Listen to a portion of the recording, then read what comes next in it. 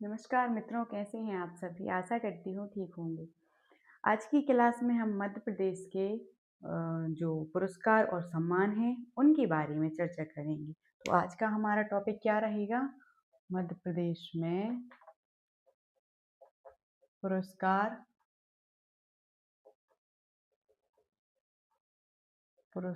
व सम्मान। किस क्षेत्र में किसको क्या सम्मान दिया जाता है?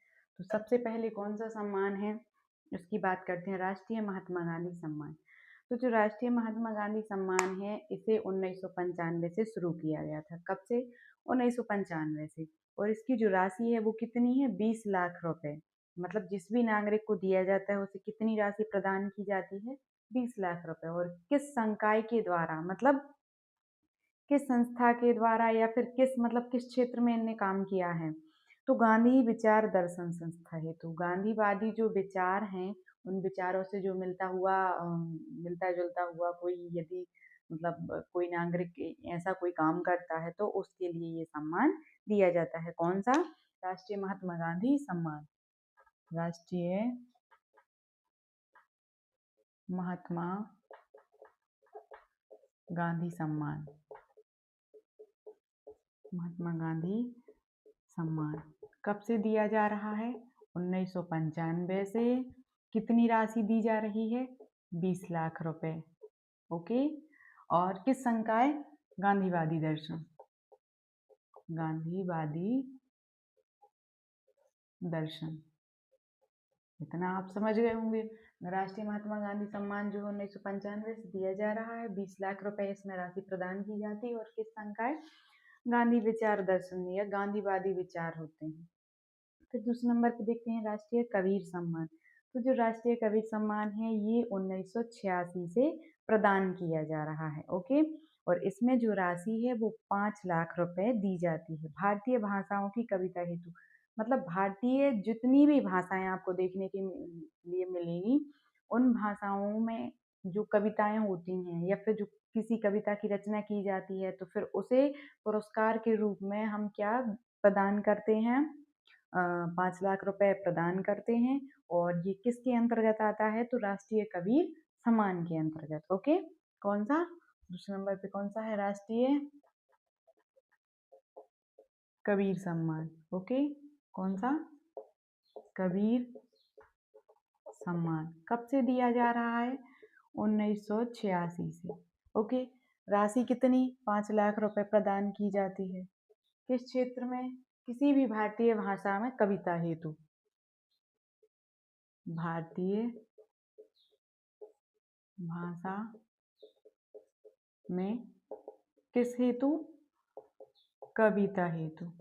ओके। राष्ट्रीय कबीर सम्मान 1986 से दिया जा रहा है। 5 लाख रुपए इसकी राशि है। भारतीय भाषा में भारतीय जितनी भी भाषाएं हैं उनमें कविता के लिए जो है सम्मान दिया जाता है। फिर तीसरे नंबर पे बात करते हैं राष्ट्रीय तानसेन सम्मान की। तो जो राष्ट्रीय तानसेन सम्मान है ये 1980 से दिया जा रहा है। और इसमें भी राशि वही है 5 लाख रुपए। और हिंदुस्तानी शास्त्रीय संगीत के क्षेत्र में से दिया जाता है। तो कौन सा? राष्ट्रीय तानसेन। कौन सा? राष्ट्रीय तानसेन कब से दिया जा रहा है? 1980 से। राशि क्या है? 5 लाख। किस क्षेत्र में दिया जा रहा है? भारतीय शास्त्रीय संगीत। भारतीय शास्त्रीय संगीत के क्षेत्र में। ओके। जिनमें से आप देखेंगे ये वाला तीसरा जो राष्ट्रीय तानसेन सम्मान है ये मोस्ट इम्पोर्टेंट है। ओके। इसमें आप ऐसे डबल टैग भी लगा सकते हैं। फिर देखते हैं आगे राष्ट्रीय कालिदास सम्मान जो कि 2 हैं। ओके। तो राष्ट्रीय कालिदास सम्मान 1983 से दिया जा रहा है। और इसकी जो राशि है वो 5 लाख रुपए ही है। और शास्त्रीय संगीत के अंतर्गत इसे दिया जाता है। ओके। और एक और है राष्ट्रीय कालिदास सम्मान जो कि 1983 से दिया जा रहा है। फिर 1983 से राष्ट्रीय कालिदास सम्मान जो है वो 3 हैं। ओके। तो सबसे पहले 81, दूसरे नंबर पे 82, तीसरे नंबर पे 83। 1981 से, 1982 से, 1983 से, ये तीनों से। और इनमें राशि क्या है? 5 लाख ही है, तीनों में 5 लाख ही है। तो राष्ट्रीय कालिदास सम्मान एक शास्त्रीय नृत्य में भी दिया जाता है, ओके, और शास्त्रीय संगीत में दिया जाता है और रंगकर्म में भी दिया जाता है, ओके। तो ये किस किस क्षेत्र में दिया जाता है? शास्त्रीय नृत्य में, रंगकर्म में और शास्त्रीय रूपंकर कला, ओके। फिर राष्ट्रीय तुलसी सम्मान, ये मोस्ट इम्पोर्टेंट है, ये जरूर आप टैग लगा लें। कालिदास सम्मान, तो ये कब से? एक तो है 1981, फिर 82, फिर 83, ये तीनों हैं, ओके। एक शास्त्रीय, इनकी राशि क्या है? 5 लाख रुपए। फिर किस क्षेत्र में? शास्त्रीय नृत्य, कौन सा शास्त्रीय नृत्य? रूपंकर कला,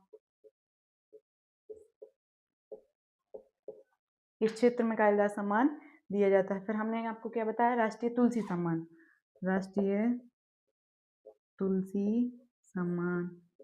तुलसीदास जी कौन थे? हिंदी भाषा के कवि थे, हिंदी साहित्य में ये कवि थे जो कि राम भक्ति शाखा से जुड़े हुए थे, ओके। फिर राष्ट्रीय जो तुलसी सम्मान है वो 1983 से दिया जा रहा है, 5 लाख रुपए इसकी राशि है। और जनजातीय लोक एवं पारंपरिक कलाओं हेतु पुरस्कार कला, मतलब जो राष्ट्रीय तुलसी सम्मान है इसमें पुरस्कार राशि कितनी है? 5 लाख रुपए। और आप देखेंगे कि जनजातीय लोक और पारंपरिक जो कलाएं की जाती हैं नागरिकों के द्वारा, पुरुषों के द्वारा, तो उनको ये जो राशि है वो प्रदान की जाती है। कौन सा? राष्ट्रीय तुलसी सम्मान 1900 कितने से? 1983 से, ओके। 1983 से ये प्रदान की जा रही है। कितनी है? 5 लाख रुपए। किस क्षेत्र में दी जा रही है? जनजातीय लोक और पारंपरिक कलाओं के लिए, प्रदर्शन के लिए। जनजातीय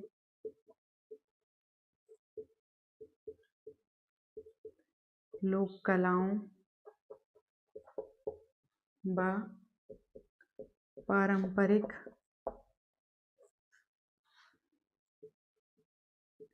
प्रदर्शन के लिए, ओके। फिर 6वें नंबर पे बात करते हैं कौन से सम्मान के बारे में? नेक्स्ट आगे देखते हैं। तो राष्ट्रीय लता मंगेशकर सम्मान, जो कि आपको पता ही होगा संगीत से संबंध इनका था, तो 1984 से दिया जा रहा है। और राशि इसमें कितनी है? 5 लाख रुपए इसमें राशि हमें प्रदान की जाती है। फिर इसके बाद देखते हैं, इसकी राशि के बाद देखते हैं किस क्षेत्र में दिया जाता है। तो संगीत निर्देशन, ओके, संगीत निर्देशन और पार्श्व गायन के क्षेत्र में दिया जाता है। कौन सा? राष्ट्रीय लता मंगेशकर, राष्ट्रीय लता मंगेशकर सम्मान, ओके। किस क्षेत्र में दिया जाता है ये? पार्श्व गायन और संगीत निर्देशन। तो ये 1984 से दिया जा रहा है और इसमें राशि वही है 1984, और राशि क्या है? 5 लाख रुपए, ओके। और पार्श्व संगीत, पार्श्व संगीत और कौन सा वो संगीत निर्देशन।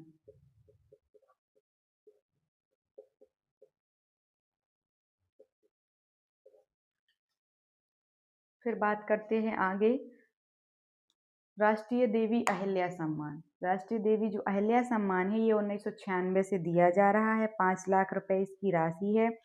और आप देखेंगे कि जो राष्ट्रीय देवी अहिल्या का जो सम्मान है वो दिया जाता है जनजातीय लोक व पारंपरिक कलाओं हेतु महिला कलाकार को।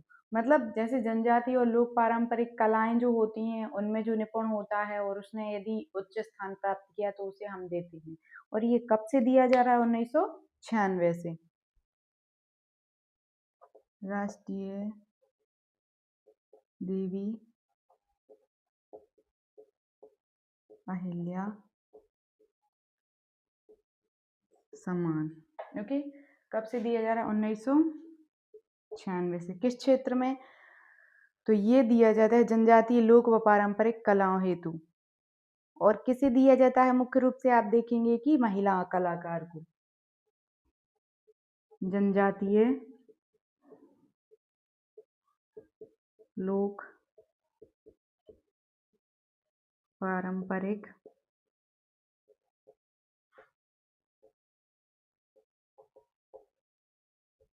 कलाओं हेतु। ओके, इस चित्र में दिया जा रहा है। फिर आगे हम यदि देखें तो 8वें नंबर पे कौन सा सम्मान है, ये हम सारे आपको जो मोस्ट इम्पोर्टेंट है वही समझा रहे हैं। ओके, फिर इसके बाद है राष्ट्रीय किशोर कुमार सम्मान, जो कि अभिनय, पटकथा इन सब में दिया जाता है। शरद जोशी जो सम्मान है वो व्यंग, उनका मुख्य रूप से एक ही चीज है, व्यंग। ओके, और कुमार गंधर्व जो सम्मान है वो शास्त्रीय संगीत के क्षेत्र में गायन, वादन, नृत्य कला इन सब के क्षेत्र में दिया जाता है। तो ये 3 सम्मान और मुख्य रूप से हैं।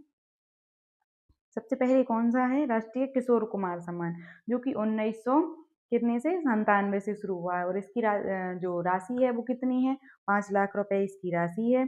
और अभिनय, पटकथा, गीत लेखन, निर्देशन इन सब के क्षेत्र में किशोर कुमार सम्मान दिया जाता है। कौन सा, किशोर कुमार, किशोर कुमार सम्मान 1900 कितने से दिया जा रहा है, ये 97 से। ओके, और इसकी राशि क्या है, 5 लाख रुपए। और अभिनय, पटकथा, गीत इन सब क्षेत्र में दिया जा रहा है। अभिनय, पटकथा, नहीं आप साइड में एक और लिख लें, एक और सम्मान। कौन सा सम्मान है, 9वें नंबर पे वो सम्मान है शरद जोशी सम्मान। ओके, और कुमार गंधर्व का आपको पता होगा संगीत के क्षेत्र में दिया जाता है। और शरद जोशी का मुख्य रूप से, एक तो ये याद रखना है, शरद जोशी का 1992 से 5 लाख रुपए। कौन सा, शरद जोशी कब से, 1992 से 5 लाख किस क्षेत्र में दिया जाता है, व्यंगकार, व्यंग के क्षेत्र में इस सम्मान को दिया जाता है। ओके, तो हम देखते हैं, जैसे हमने आज की क्लास में ये सारी सम्मान के बारे में बात की। अब हम थोड़ा सा सृजन पीठ के बारे में बात और कर लेते हैं कि मध्य प्रदेश में कौन कौन से, कहाँ कहाँ कौन कौन से नाम के सृजन पीठ हैं। तो सृजन पीठ के बारे में समझ लेते हैं। ओके,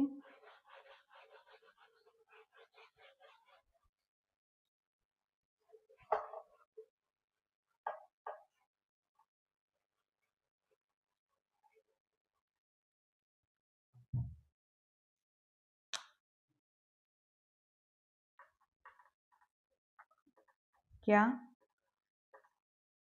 सृजन पीठ मध्य प्रदेश में, तो सबसे पहले नंबर पे देखते हैं सुभद्रा कुमारी चौहान सृजन पीठ, जो कि कहाँ है, रानी दुर्गावती विश्वविद्यालय जबलपुर में।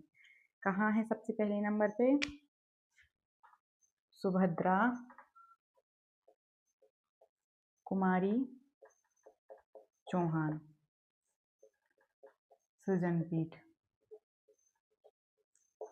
कहाँ है ये सुभद्रा कुमारी चौहान सृजन पीठ, रानी दुर्गावती विश्वविद्यालय जबलपुर। कहाँ पे है, जबलपुर में। फिर दूसरे नंबर पे देख लेते हैं एक बार इसको और, सुभद्रा कुमारी चौहान सृजन पीठ रानी दुर्गावती विश्वविद्यालय जबलपुर में है। कहाँ पे, जबलपुर में, रानी दुर्गावती विश्वविद्यालय जबलपुर में। अब दूसरे नंबर पर बात करते हैं मुक्तिबोध, जो कि एक शॉर्ट, एक मतलब हिंदी साहित्य की देखा जाए तो एक कवि कह लिया जाए, गजानन माधव मुक्तिबोध जो थे, उनका जो शॉर्ट नाम है वो उनको मुक्तिबोध के नाम से जानते हैं। तो मुक्तिबोध जो वो है सृजन पीठ, वो कहाँ पे है, वो है सागर में। कौन सी विश्वविद्यालय में, हरि सिंह गौर विश्वविद्यालय। कौन सा, हरि सिंह गौर विश्वविद्यालय, ओके, सागर, कहाँ पे, सागर, ओके। फिर तीसरे नंबर पर देखते हैं प्रेमचंद। तो प्रेमचंद जो है विक्रम विश्वविद्यालय उज्जैन में है, कहाँ पे, कौन सा, प्रेमचंद विक्रम विश्वविद्यालय कहाँ पे है, उज्जैन, उज्जैन जिला में है ये। फिर निराला, तो ये जो निराला सृजन पीठ है बरकत उल्लाह विश्वविद्यालय भोपाल में है, कहाँ पे, कौन सा, निराला बरकत उल्लाह विश्वविद्यालय भोपाल, ओके। फिर बात करते हैं नाना साहब देशमुख की। तो ये महात्मा गांधी ग्रामोदय विश्वविद्यालय चित्रकूट सतना में है, कौन सा, ये लेकिन ज़्यादा इम्पोर्टेंट नहीं है। और नवीन के बारे में बात करते हैं कि नवीन जो सृजन पीठ है वो कहाँ कहाँ है, तो नवीन के बारे में बात करते हैं तो आप देखेंगे महादेवी वर्मा कहाँ पे है, महादेवी वर्मा विश्वविद्यालय, ये कहाँ पे आपको देखने को मिलेगा, अटल बिहारी वाजपेयी हिंदी विश्वविद्यालय, ओके, भोपाल, कहाँ पे, अटल बिहारी वाजपेयी विश्वविद्यालय कहाँ पे है, भोपाल में, ओके। भोपाल में एक और कौन सा है, सुभद्रा कुमारी चौहान, सॉरी, निराला बरकतुल्लाह विश्वविद्यालय भोपाल, ये दोनों, महादेवी वर्मा और निराला, ये दोनों ही सृजनपीठ कहाँ पे हैं, भोपाल में। निराला बरकतुल्लाह विश्वविद्यालय भोपाल में और महादेवी वर्मा अटल बिहारी वाजपेयी विश्वविद्यालय भोपाल, ओके। फिर है आदि शंकराचार्य पीठ, जो कहाँ है, ओमकारेश्वर में, आदि कौन सा, शंकराचार्य, आदि शंकराचार्य कहाँ है, ओमकारेश्वर में।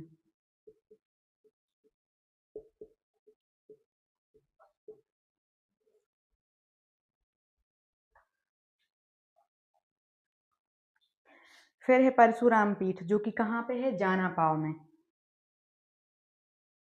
परशुराम